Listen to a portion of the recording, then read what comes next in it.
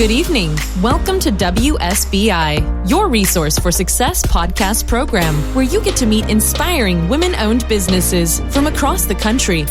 And now, for your host, Kimberly McLemore.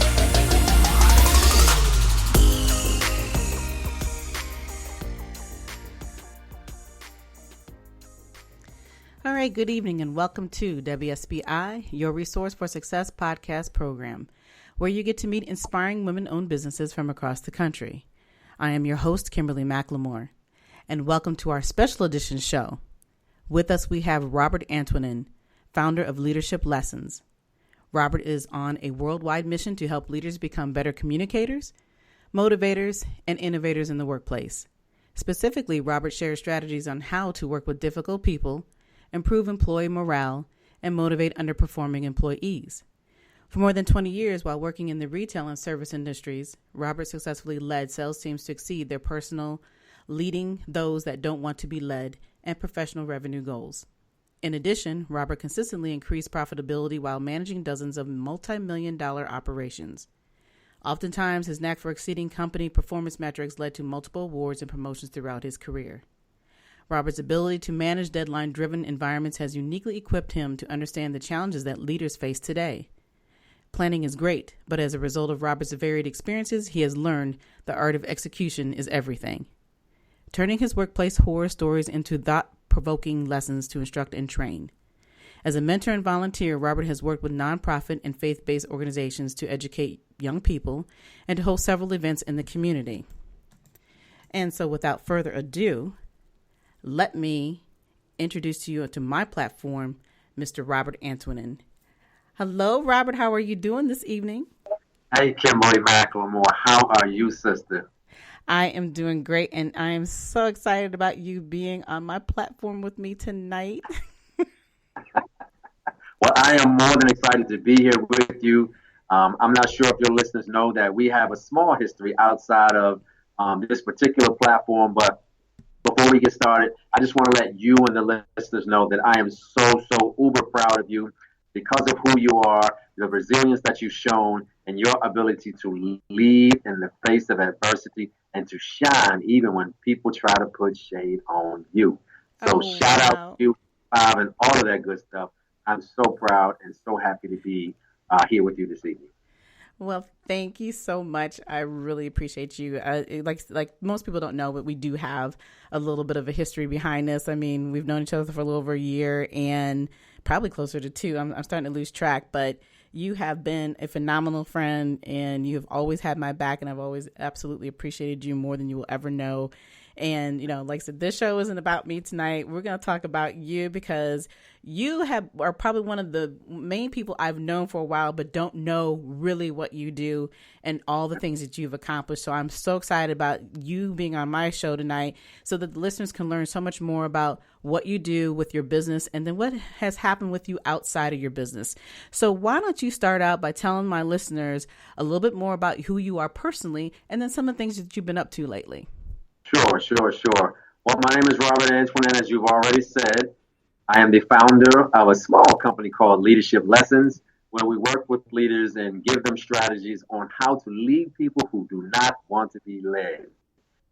And how many of us know that as much as you have the best intention to do the right thing for your people, you try to put them in the right place at the right time, but people are just going to be people.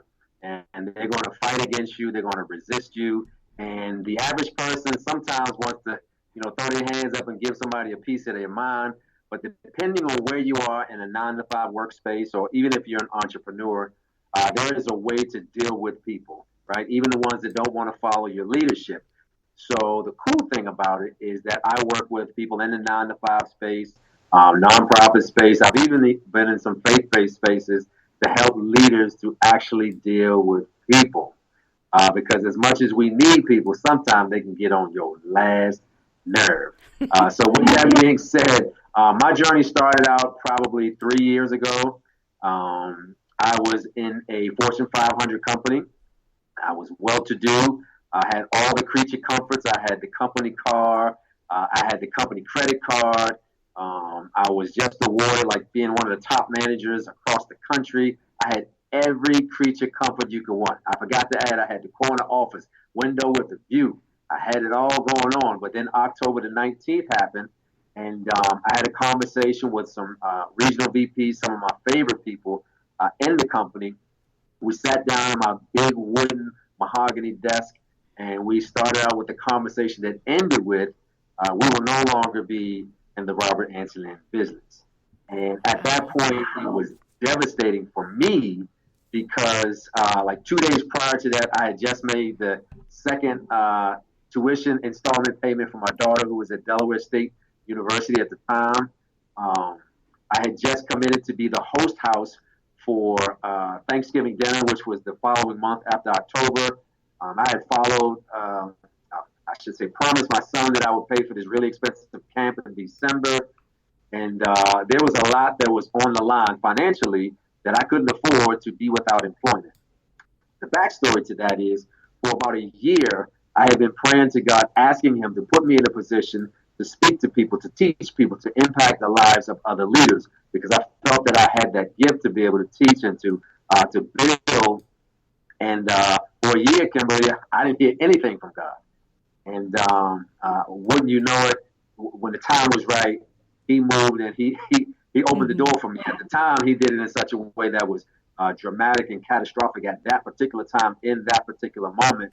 But in the same time that happened, you know, I came home. I tell people the story that I've got like 3 flights of stairs. When I got to the second flight of stairs, I dropped down on my knees and I started bawling and crying. And they weren't tears of sadness, but they were tears of happiness, because I knew in that moment, that was my God moment to say, my son, I have answered your prayers. Now let me see you do what you told me that you were going to do, because you've been praying for a long time. He opened the door for me. I walked through it. And ever since that day, I've never looked back. And I've been impacting the lives of leaders, working with folks in a 9-to-5 space. Actually, every week, I do a training in the government space. And I work with leaders in one of the largest government organizations. And I talk to them about the different strategies. And I teach them how to be better leaders. And I don't claim to know it all, Kimberly, but I can sure enough tell you I did it wrong enough times to know how to do it right. And being in leadership for so long, I mean, you know, just being in a work environment, there are some lessons that you only want to learn one time. And my dad told me a long time ago, there's 2 ways to gain wisdom. Either by bumping your head up against the wall and making mistakes repeatedly and gaining that experience, or listen to somebody who's already been through where you're trying to go. And that's kind of the position I'm at this stage in my life, where I've got enough years behind me and enough experiences where I can share the lessons for leaders coming along. And this is not only for new leaders, but people who've been in the space for 10, 20, 30 years, senior executives, C-suite leaders. We all need a refresher course or a new perspective on how to deal with the talent pool, particularly in the Washington DMV area where I am. And I've been very, very effective in doing that. So I'm very proud of what I've accomplished in 3 years as an entrepreneur. Well, you absolutely should be excited and, you know, I mean, to hear your story. And unfortunately, there are so many other people who have gone through that same process in life of walking in one day, they had a job, they thought they were on top of the world, and then they're told out of nowhere, you no longer have this job. The difference is for most people, though, is that they don't always get the opportunity to bounce back as well as you have been able to bounce back. Yes. Even though that year was saddened and you didn't know what was going to happen and you were just praying that things would continue to move forward, you were able to take your expertise, your experiences, and turn it into something very valuable that is definitely needed within our working environments. You know, even though I am an entrepreneur as well, I still work in that 9-to-5 working environment. And I consistently see every day, especially within the government environments, the wrong that we see every day, you know, trying to be those faithful employees that we want to be, and, you know, giving them what they deserve to have because we're being paid for that. But unfortunately, sometimes you don't see that balance, right? So I just think, absolutely applaud you for everything that you do.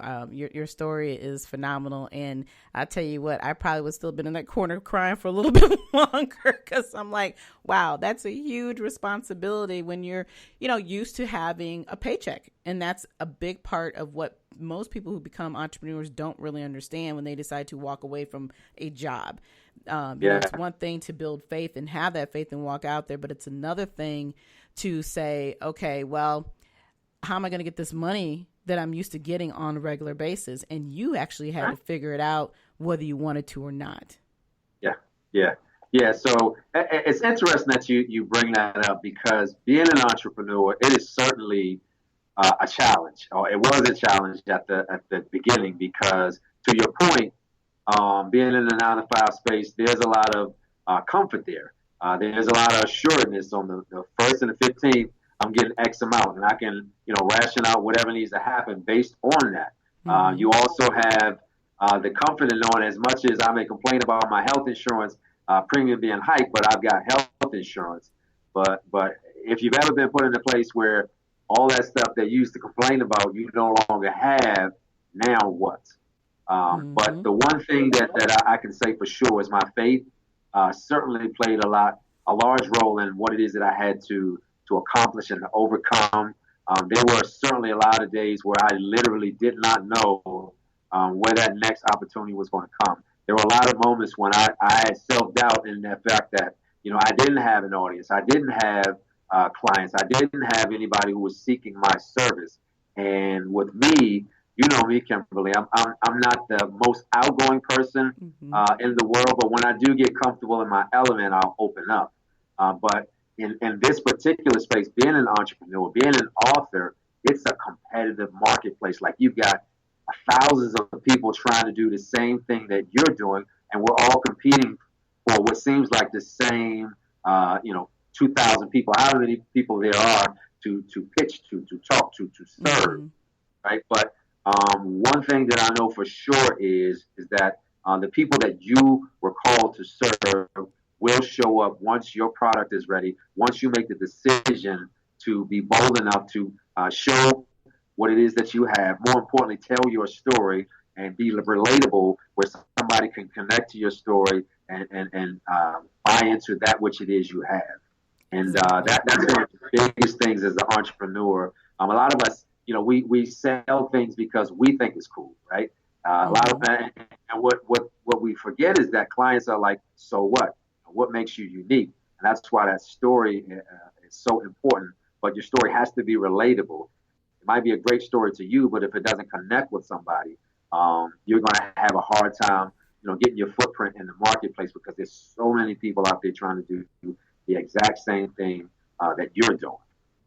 Exactly. So, I know that a big part of your inspiration was what you went through. But what else really truly inspired you to step up and say, you know what, I have no choice now. I've got to do this, and I don't want to go back into the same market I was in just to be let down. What else inspired you to do that? Well, I'm not big into quotes, but there was a book written by a cat by the name of Delatoro McNeil. And he said, so I'm going to mess up the quote, but it was something to the effect of, you better get busy working on your dream, or somebody else will pay you to work on their dream. Mm-hmm. And that is the one motivating factor for me that inspired me to in the midst of my mess, be able to create a message. In the midst of me feeling like a victim, turn that into a victory. And the one thing that I didn't get, Kimberly, is that it was my pain point that helped me to connect.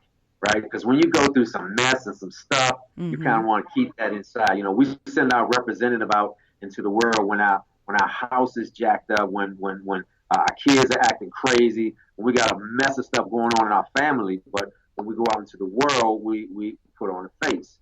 And I will say that Delatoro certainly, in him telling his story and him telling me his journey, helped to inspire me. And really, to be honest with you, Kimberly, I'm inspired by anybody who decides to have a can-do attitude, even when the odds are stacked against them, right?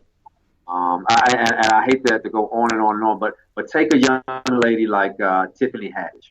She came from nothing. She had every reason not to do well, but she decided that this is what I want to do. Somebody will connect to and relate to who I am, this persona that I built. I have no other choice but to be who I am. And you know the saying that says it takes 7 years to become an overnight success. By the time we found out about her on Girls Trip, she had already been in the industry, trying to fail, trying to fail. She made the decision to do what it is that she had passion to do in spite of the adversity that I'm sure she faced. Some we know about and some she probably hadn't told. But in spite of all of that, she told her story. She lived her story. And we know out front and out loud that she's that girl from around the way. And that's why we love her. So I would encourage anybody, kind of like what you said, and you do as well, Kimberly, being able to tell your story so that you do have that connection point with other people who can say, girl, me too. And you can certainly build your brand and serve more people when you tell your story. And you're right. And like you said, it's not going to be for everyone, but there's absolutely that one person that will connect. And, you had that opportunity within your story that you connected with hearing, we all know somebody who's been fired. We all have seen people go through that process and never realize it could happen to you, right? And so it's always, how do you handle that? And you handled it well. And, you wouldn't be human if you didn't go through those trials and periods of ups and downs of wondering, am I doing the right thing? And why am I being punished, so to speak? Because we all feel that way when certain things don't go proper in our lives, because when you're smooth sailing, you never think anything's going to go wrong. And that's usually, as they say, when it goes wrong, right? So, yeah, but you're right. It's, once you determine the passion that you have within yourself, it's amazing what you can do. And unfortunately, though, I think the hard part for most of us is that we do have to use our tragedies in order to realize our purpose in life. What we're really, truly are about. My personal tragedy, as we all know, domestic violence is nothing new, but it's very new when it happens to you, Same thing with you. It's nothing new to hear somebody's been fired, but it's always new when it happens to that individual. So trying to make a difference in your life and those who depend on you, your children, they depended on you. So you knew you had to step up to the plate and you had to depend on yourself. So there's so many things you think about as you're going through that process. But the one thing I want to find when you're doing your programs and you're out here talking to the executives and, they're whining to you about, oh, these people don't really appreciate me. They really don't want to work for me. What is the number one question or problem that you hear about within the industry that most executives have with their personnel, the problems that they have? The one problem that I get the most is, why can't they just do what I ask them to do? Right? I'm the boss. You're the employee. Here's what I need you to do. Go do it. And, there has been a shift. And I'm not going to say it's something new, but there is a mentality that is a little different in the workplace now. And believe it or not, the one thing that I tell everybody who's in leadership, who's a boss, who's a manager, who's a supervisor, a crew leader, you've got to be tuned into radio station WIIFM. And, as a leader, most people kind of don't get that. Well, you've got to be able to connect with your team and be able to explain to them what's in it for me, up to and including you do this or you're fired. But you got to be able to explain to them what's in it for them because, just to be transparent, it sucks to get up, and work a 9 to 5. Some days I just don't feel like working. No matter who it is that you employ, you got to be able to understand that as a leader. So every day, or at least quarterly, or at least monthly or weekly, you've got to be able to explain what's in it for that particular person that you're leading. And in addition to that, I would say that there has to be some level of incentive involved, even if it's having popcorn Mondays, right? With social media today, there has to be a connection point. If you don't connect with your employees and the people that you're with, they're going to connect to somebody in China. They're going to connect with somebody in Africa. They're going to connect with somebody in Brazil on your time, on the clock. So you need to create those social connection points. Like I said, I train on having popcorn Mondays. Popcorn Mondays is because it's the one day of the week that everybody calls out. Nobody wants to be there. So at lunch, everybody get together, or during a 15-minute huddle, bring everybody together. You serve them all popcorn, and you be in a circle, and everybody tell me one thing that happened great this weekend. And before you get to the end of the circle, everybody's happy, they're energized, they're high-fiving each other. People who didn't like each other are now getting to find out about each other, which makes it more easy to relate and to connect. And once you have people that you're cohesive with, it's easier for you to create that synergy and be more productive.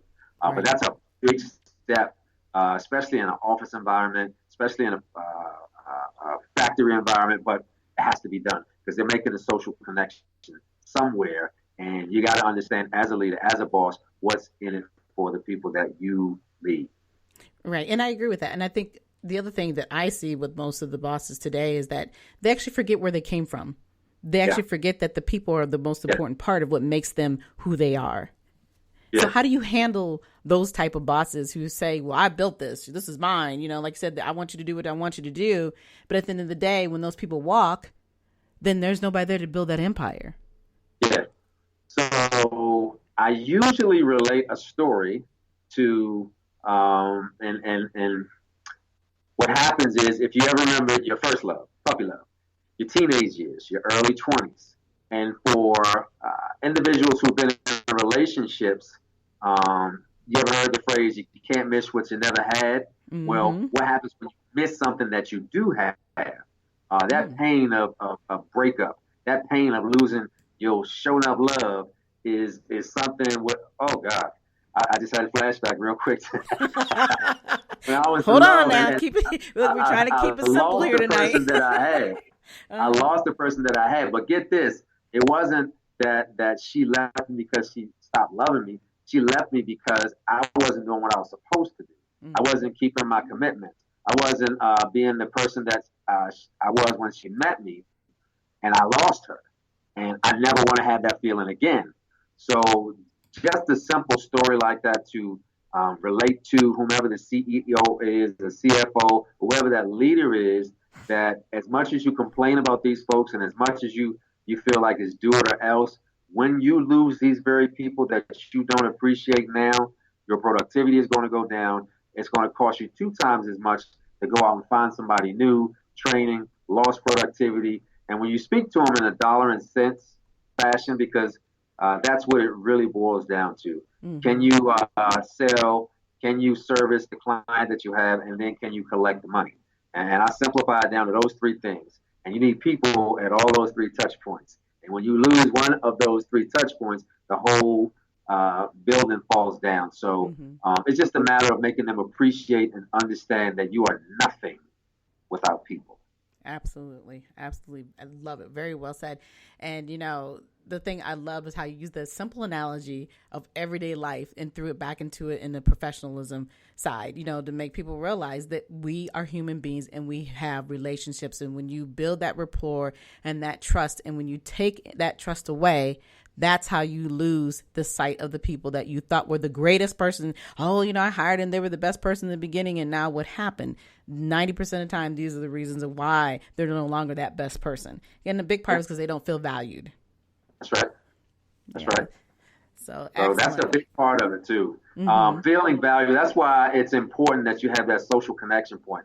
And honestly, to tell you my leadership style when I was in my early years, most companies have a no fraternization policy, right? So I followed that to the letter. I didn't have personal conversations. I didn't look to connect with anybody. I'm here to do a job. You should be too. You know, play is play, but this is work. That's why they call it work. That's what I'm here to do. And one thing I learned, which is another one of the modules that I teach, is rules over relationships, right? And if you are dead set on putting rules over establishing a relationship, your company, if it doesn't crumble in the beginning, it will eventually falter, because sometimes some people need grace. You know, they're going to make mistakes. Sometimes people need to know that you understand. Sometimes people need to know that you hear them. So it's very imperative that if you want to have a successful business, that you need to understand it's not rules over relationship, it's relationship over rules. Right. Because no one person learns one way. Right. And so there's no one thing that fits everybody. And so you do have to have some flexibility. And it's obvious, yes, as employees, you want them to follow your rules. But at the end of the day, those employees can make the same decision to say, well, hey, I don't want to be here anymore. Just like you may not want them to be there anymore. But, absolutely some excellent information. I'm going to have a couple more questions as we are getting close to the end of our interview. But what I wanted to find out, if a person was to walk up to you today, and I'm sure you get this question, how do you start a business? What advice would you give them? The simple thing for me is to be able to understand, why is it that you want to have this business? Why is it? If it's for money, if it's for attention, if it's for a great idea, whatever it is, you need to be crystal clear about why you're doing it, right? Once you understand why you're doing it, you need to be able to explain to someone else why they should be interested in why you do whatever it is that you do. Mm-hmm. People spend millions of dollars on marketing campaigns and ads. Take, for instance, right now, Chick-fil-A and Popeye's Chicken, they're all having this big social media war. They both sell a chicken sandwich, but it's all in how you explain your story. Who'd ever think that eating the chicken sandwich would have a cow as the spokesperson, right? Right. Popeye, they're Cajun stuff from Louisiana. So everybody's got a story, and they're trying to make you be interested in why they do what they do. Both doing chicken, but here's why we do it. Chick-fil-A on this end, and then Popeyes on the other end. So be crystal clear about why you're doing it, and be honest with yourself, right? Mm-hmm. And then you have to be able to convey that to someone else, make it interesting for them to be able to be plugged in and buy into why you do what you do. Because like you said, everybody's been fired. So what? Well, I've got to be able to tell a compelling story, connect with you, have some relatability. Now I'm going to tell you how to overcome that hardship and make it a victory for you. So you've got to be able to connect with somebody to be able to have them to take interest in what it is you're doing. Exactly. And like you said, it's not always about being able to have these $1 million marketing campaigns. It's about how you present yourself. And you're right, absolutely right. And I always tell people in business, you're not the only one. So quit trying to reinvent the wheel, but tell us what makes you better than the next person. So you're absolutely right. Very well said. Thank you. And so you have any upcoming events that you would like to share with us? Right now, I am looking to finish my book. Oh, shoot. So, an author in the house, yes. Yes. So I'm going to be able to put Arthur Robert Antoinin on social media stuff. But right now, I'm concentrating on the book. I'm going to be co-facilitating a few conferences coming up here toward the end of the year. I've got a lot of stuff going on for 2020. Right now, I'd like to tell you right now, there's going to be a conference called I Build the City. It's going to be a 2-day conference talking about how to start a business, like you just talked about, how to write a book. So shout out to Kimberly, who doesn't know she's going to be there, but she's going to be a part of it as a facilitator. So I want to tell somebody from A to Z how to start a business, how to get started, and whatever it is that you want to do. And here's the thing. A lot of people try to tell you about mindset, and they try to give you motivation. But motivation is like deodorant. You got to put it on every day, right? Mm-hmm. How many times have you been to a conference where somebody says, here's step 1, here's step 2, here's step 3, here's step 4 on how to do X, Y, or Z. So I Build This City is exactly that, showing young entrepreneurs, people who are already in the game, CEOs, CFOs, COOs, on how to build a successful, sustainable business in a crowded marketplace. And other than that, as you know, I am on the Black CEO Morning Show every morning from 8 to 9:30 a.m. Monday through Friday. It's a pretty cool platform that I've been a part of for almost a year now. So right now I'm finishing the book and then preparing for the I Build the City conference in 2020. And it's going to be in the Washington, D.C. metropolitan area, as well as co-facilitating and being a part of some events coming up. But I always post those on social media. So when they get close to fruition, I'll make sure that I post it so that everybody sees it. And if you want to follow me, my name is Robert. That's the easy part. Antoinin. A-N like Nancy, T like Tom, O-I-N-I-N. You can find me on Facebook, on Instagram. I'm very, very accessible in that way. I return all of my messages. And Kimberly, let me tell you, I get a lot of professional messages, but I get some personal DMs as well. And you know, I just want to explain to people I'm here in the marketplace to serve and to do business. I've already got enough friends, and Kimberly is my friend, and I don't need another friend. So I am available on all social media platforms. I'm also on LinkedIn as well. All right. Everything is Robert Antoinin. I'm sorry, say that again. And everything is under Robert Antoinin. So you can find me by my name. All right. We'll find this light skin headshot right here. Yeah, we know what you look like. Okay, we know you look good. That's the easy part. We know what you look like. So, you know, that's usually the first thing I hear. Oh, okay, he looks good. I know that. But we're here to talk business. We know he looks good. You're making me blush. Well, you know, I got to tease you about it all the time. You know, we just can't help ourselves. But anyway, it has been a wonderful evening to have you on my show. It's just been great to be able to talk to you and for you to share your story and the resources that you provide for our community. Thank you so much.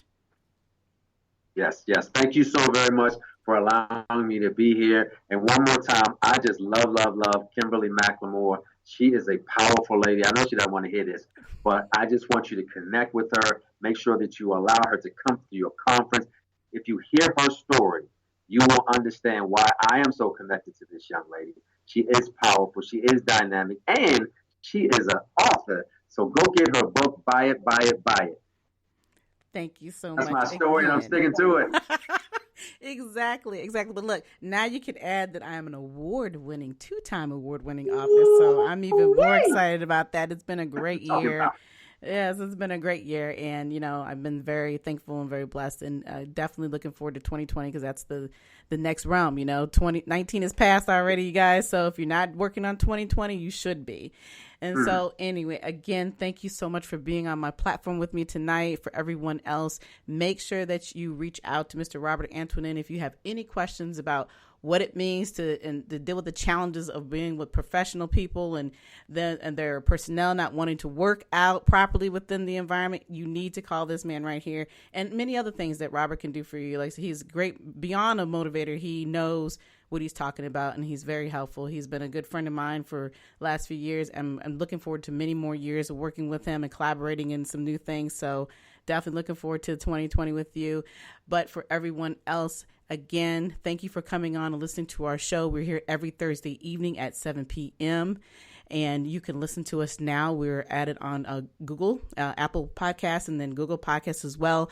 On top of being on iHeartRadio, as you know, we're on Spotify, and we're just all over the place. So you can find us on Facebook, Twitter, YouTube, LinkedIn, and Instagram. You can hear this whole show. If you missed it live, go back and listen to the replay because I'm telling you, you missed a good one.